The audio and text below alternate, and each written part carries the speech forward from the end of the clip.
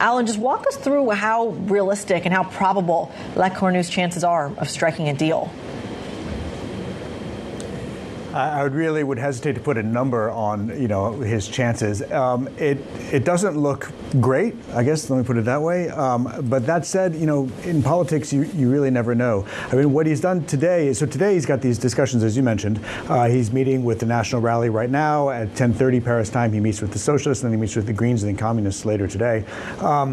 And this is sort of the last chance he has to talk to these people before he tries to actually form a government over the weekend and before Parliament really gets underway next week. It actually started this week, but sort of the main discussion parts for Parliament are next week.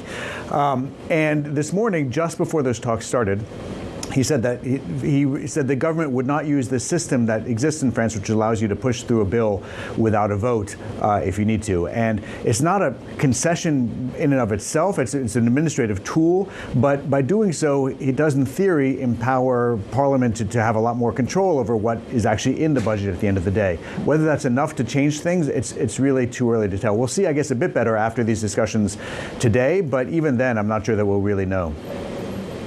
Alan, what happens to the budget?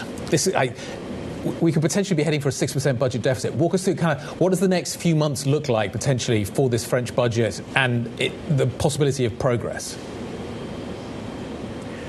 So at best, it means that there won't be an immediate, because the threat against Lecornu is that he will immediately be censured, lose a no confidence vote as soon as next week, possibly, and be pushed out of office. So at best, what will happen is he will not be pushed out of office, and there'll be a big, really noisy and unsteady debate in Parliament over this budget.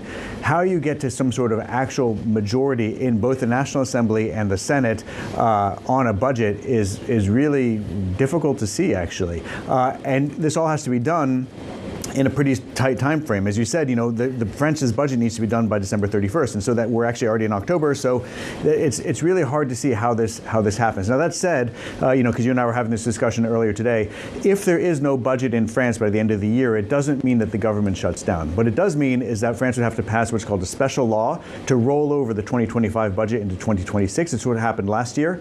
And so it's not going to be like the US. There won't be a government shutdown, but we are in for, I would say, at best, a very confusing and noisy debate over this budget, and whether it actually leads anywhere is hard to tell.